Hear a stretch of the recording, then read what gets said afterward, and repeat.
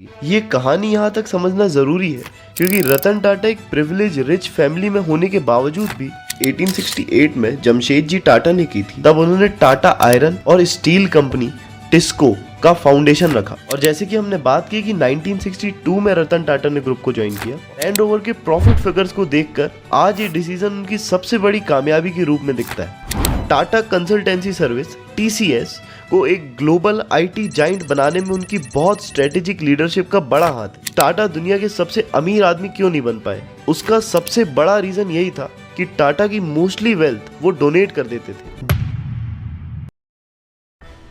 रतन टाटा एक ऐसे व्यक्ति हैं जिन्होंने ना सिर्फ एक बिजनेस एम्पायर बनाया बल्कि उन्होंने सोसाइटी के लिए एक मिसाल कायम की। वो एक ऐसा नाम है जिससे ना सिर्फ इंडियंस बल्कि पूरी दुनिया के लोग इंस्पिरेशन लेते हैं। इस वीडियो में हम जानेंगे उनका स्ट्रगल, उनकी विजनरी लीडरशिप, उनके सोसाइटल कॉन्ट्रीब्यूशंस और देखेंगे कि कैसे रतन टाटा की लाइफ में एक से एक बड़े बड़े सेटबैक्स आए पर उन्होंने हर एक चैलेंज को कॉन्कर किया। आइए उनके जीवन की अनकही कहानियों में डूबते हैं। देखिए, चाहे टॉपिक कोई भी हो, दर्शन प्रोडक्शन से ज्यादा रैशनल पर्सपेक्टिव आपको और कहीं देखने नहीं मिलेगा। तो ज्वाइन अस बाय सब्सक्राइबिंग। कौन थे Ratan Tata? Industrialist, investor, philanthropist, कोई ट्रेंड पायलट, पद्मश्री, पद्म विभूषण कौन थे? नहीं रहे हैं जाने माने उद्योगपति रतन टाटा। देश के जाने माने प्रसिद्ध उद्योगपति रतन टाटा ने आज मुंबई में आखिरी सांस ली। I'd like to be remembered as a person who made a difference. Tata group का एक छोटा सा हिस्सा एक समय इंडिया पर इंडियन टी और स्टील तक सीमित था, लेकिन आज ये दुनिया के हर एक कोने में अपने प्रोडक्ट के साथ मजबूत है। पर रतन टाटा इस ग्रुप का हिस्सा हमेशा से नहीं थे।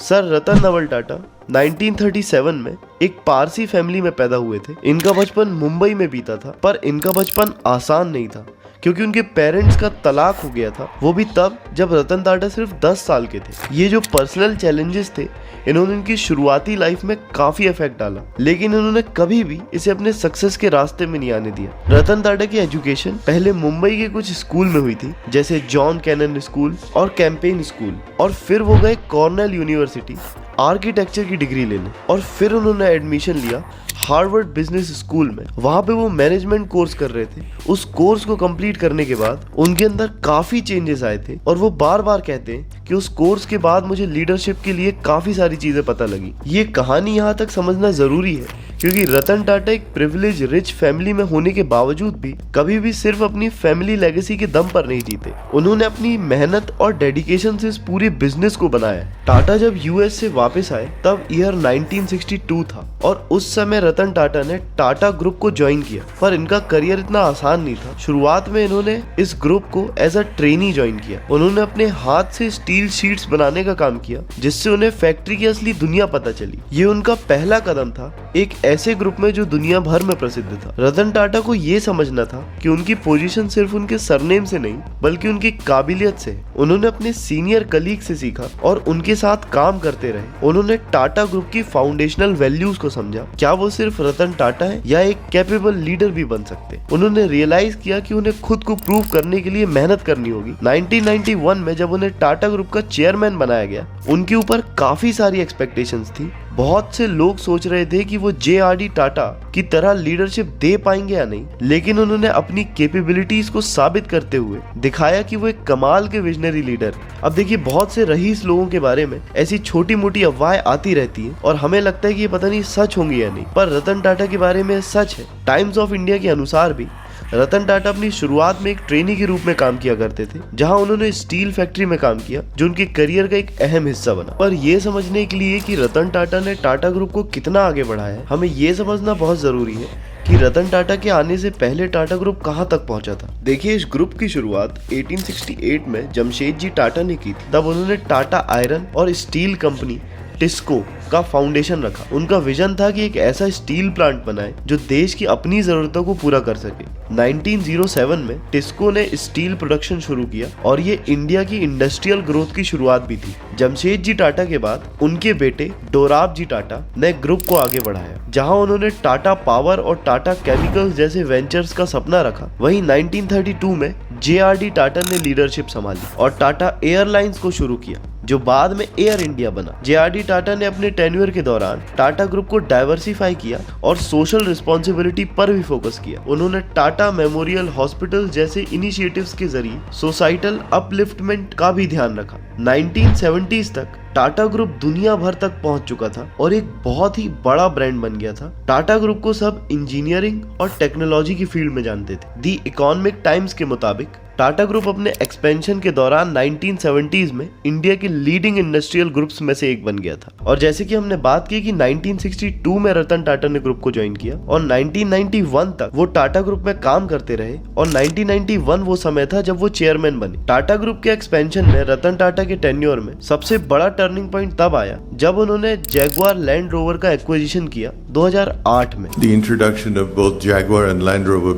Range Rover brands in India. जब टाटा मोटर्स ने British car maker Jaguar land rover को खरीदा तो उस वक्त दुनिया भर के बिजनेस एनालिस्ट ने इसको एक हाई रिस्क डिसीजन माना, लेकिन रतन टाटा का क्लियर विजन था कि वो टाटा मोटर्स को एक इंटरनेशनल ब्रांड बनाना चाहते थे। उन्होंने सिर्फ जैगुआर लैंड रोवर को प्रॉफिटेबल नहीं बनाया बल्कि टाटा मोटर्स को ग्लोबल लग्जरी कार मार्केट में एक अहम खिलाड़ी बना दिया। लैंड रोवर के प्रॉफिट फिगर्स को देखकर आज ये डिसीजन उनकी सबसे बड़ी कामयाबी के रूप में दिखता है। इस एक्विजिशन से जुड़ी एक बहुत ही इंटरेस्टिंग स्टोरी भी बहुत वायरल है। जब टाटा ने बिल फोर्ड, जो फोर्ड कंपनी के मालिक हैं, उनसे बहुत बड़ा रिवेंज लिया था। एक्चुअली में 1999 में टाटा ने कार मार्केट में अपना ट्रस्ट खो दिया था और बहुत लॉस भी झेल रहे थे। इसी समय उन्होंने फोर्ड के साथ अपना कॉन्ट्रैक्ट किया था, पर ये डील उतनी अच्छी नहीं चल रही थी और इसलिए फोर्ड और टाटा के बीच में ग्रजेस बनने लगे। एक बार फेमसली बिल फोर्ड ने रतन टाटा को रूडली बोला था कि आपको इस मार्केट में नहीं आना चाहिए और मैं आपकी कंपनी को खरीद के एहसान कर रहा हूँ। पर रतन टाटा ने धीरे धीरे करके इस मार्केट में अपनी जगह बनाई और एक कमाल की वापसी करी। 2008 में जब ग्लोबल रिसेशन चल रहा था तब बिल फोर्ड की कंपनी फोर्ड भी इस रिसेशन का शिकार बन गई थी और इस समय टाटा ने फोर्ड के कुछ ब्रांड्स को खरीदा था। उनमें से ये एक जैगुआर लैंड रोवर भी था। पर ऐसा नहीं है कि सारी चीजें सक्सेसफुल ही हुई। टाटा नैनो, जो दुनिया की सबसे सस्ती कार के रूप में लॉन्च की गई थी, वो सबसे बड़ा फेलियर बनी रतन टाटा के लिए। रतन टाटा का एक विजनरी प्रोजेक्ट था। उनका सपना था कि इंडिया के हर एक मिडिल क्लास के पास एक कार हो। इस सपने को हकीकत में बदलने के लिए टाटा नैनो लॉन्च हुई, जिसकी कीमत सिर्फ 1 लाख रुपए थी। हालांकि टाटा नैनो कमर्शियली सक्सेसफुल नहीं हुई, लेकिन ये एक रिवॉल्यूशनरी आइडिया था जो रतन टाटा की आम आदमी के लिए कुछ करने की डिजायर को दिखाता है। नैनो ने ये प्रूव कर दिया था कि रतन टाटा के लिए सिर्फ प्रॉफिट मेकिंग ही नहीं बल्कि इनोवेशन और सोसाइटी के लिए कुछ इम्पैक्टफुल करना भी जरूरी था। इकोनॉमिक टाइम्स की रिपोर्ट के हिसाब से टाटा नैनो का फेलियर इसलिए हुआ क्योंकि उसकी प्रिपरेशन एक चीप कार के रूप में दिखाई गई थी, जो मिडिल क्लास बायर्स के लिए एक स्टेटस इशू बन गया था। सिर्फ ऑटोमोबाइल्स के मार्केट में ही नहीं, टाटा ग्रुप की लीडरशिप में रतन टाटा ने इनोवेशन को हमेशा इंकरेज किया। उन्होंने आईटी, टेलीकम्युनिकेशन और टेक स्पेस में भी काफी बड़े डिसीजंस लिए। टाटा कंसल्टेंसी सर्विस TCS को एक ग्लोबल आईटी जाइंट बनाने में उनकी बहुत स्ट्रेटेजिक लीडरशिप का बड़ा हाथ है। TCS आज एक $multi-billion आईटी कंपनी है जो रतन टाटा की लीडरशिप में ही एस्टेब्लिश हुई थी। टाटा ने हमेशा टेक्नोलॉजी को बिजनेस का कोर माना और इसी फिलॉसफी को फॉलो करते हुए उन्होंने टाटा ग्रुप को वर्ल्ड क्लास कंपनी की लाइन में खड़ा किया और TCS इसकी एक बड़ी मिसाल है। उनका कंट्रीब्यूशन सिर्फ ट्रेडिशनल बिजनेस तक सीमित नहीं था, बल्कि उन्होंने टाटा के एविएशन सेक्टर में भी कदम रखा